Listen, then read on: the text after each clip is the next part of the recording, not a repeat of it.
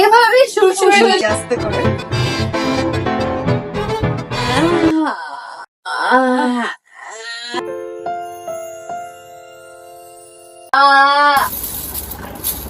এভাবে কামড় বের করা যায়। বাট মেয়েদের ক্ষেত্রে কামড় বের করা খুবই টাফ। ছেলেদেরকে অনেক জোরাজোরি করতে হয় মেয়েদেরকে কাছে পাওয়ার অন্য সেন্সেশনাল ওয়ে বের করে, যে আমরা দেখালাম। Hello everyone, we are Muhi Marufa and you're back with another new video. So আজকের ভিডিওতে আমরা দেখাবো যে কামরস কিভাবে বের করবেন, কিভাবে বের করতে হয়, এন্ড কামরস না বের হলেও বা কি করতে পারে। অনেকের আছে না যারা কামরস বের হয় না, তো কামরস তাদের কিভাবে বের করবেন, কামরস বেশি বের হলেও বা কি হয়, কামরস রিলেটেড পুরো তথ্য আজকে আমাদের এই ভিডিওটাতে আপনাদেরকে দেওয়া হবে। সো ভিডিওর কোনো পার্ট স্কিপ না করে পুরোটা ভিডিও দেখুন, আর ভিডিওতে যাওয়ার আগে অবশ্যই একটা লাইক এন্ড সাবস্ক্রাইব বাটনটা প্রেস করে দিন, যাতে আপনারা আমাদের আপকামিং কোনো ভিডিও মিস না করেন। So guys, let's get to the video.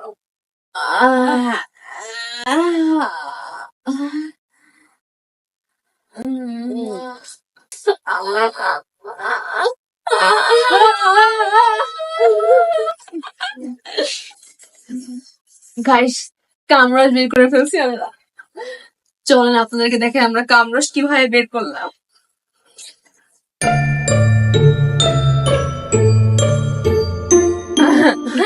ঢাকায় থেকেও কামরস বের করা যায়, এটাই আমরা শিখাচ্ছি আপনাদেরকে। Yes. বুঝতে পারছেন, কারণ আমরা টিচার, আমরা এখানে এডুকেশন দিতেছি আপনাদেরকে ফ্রিতে। আমি ওর দিকে তাকালে ওর দিকে তাকালে আমাদের তখন আমাদের কামরস বের হয়ে যায়। নিচে আস্তে করে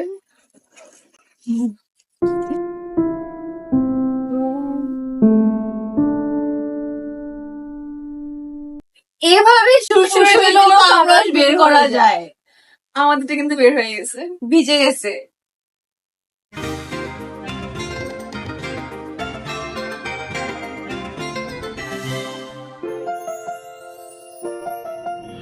এভাবেও কামরস বের করা যায়। আমাদেরটা তো ভিজে গেছে, টিস্যু দিয়ে মুছে আবার আসতেছি। হ্যাঁ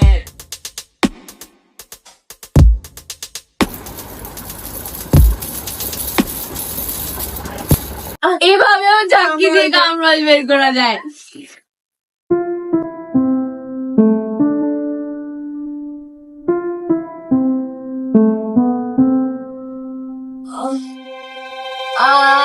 এভাবে কামরস বের করা যায়।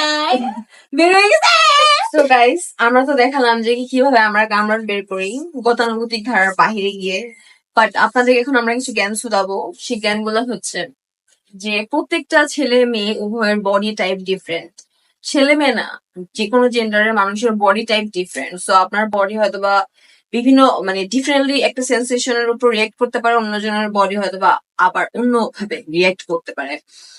সো এটা নিয়ে তো মানে পাকানোর কিছু নয়। আর ছেলেদের কি অনেক ইজি হয় কামরস বের করা। গিয়ে মনে করেন ছেলেরা কোনো একটা ফুটা পাইলো, ফুটার মধ্যে গিয়ে ঢুকাইলেই ছেলেদের কামরস বের হয়ে যায়। সো বাট মেয়েদের ক্ষেত্রে কামড় বের করা খুবই টাফ। এই জন্যই কিন্তু ছেলেদেরকে অনেক জোরাজোরি করতে হয় মেয়েদেরকে কাছে পাওয়ার জন্য। অনেক মেয়েরা আছে যারা লাইফ টাইমে কোনোদিন অর্গাজম এক্সপিরিয়েন্সই করে নাই, বিকজ কি অনেক টাইম লাগে, আর এটা সাইন্টিফিক একটা ওয়ে। সো মানে ওই যে বলে না, ডাইরেক্ট জিনিসের মধ্যে জিনিস ঢুকিয়ে ওই কাজটা ছাড়া অন্যান্য ভাবে আপনার কামড় বের করার আগে ট্রাই করতে হবে, অন্য সেন্সেশনাল ওয়ে বের করতে। যে আমরা দেখালাম, এগুলো আপনারা ফলো করতে পারেন। এগুলো ফলো করলে আশা করি ইজিলি আপনাদের অনেক কামড় বের হয়ে যাবে। সো গাইস, ভিডিওটা ভালো লাগলো অবশ্যই আবার বলে নিলাম সাবস্ক্রাইব করে নিবেন এন্ড লাইক করে দিবেন। See you in the next video. By.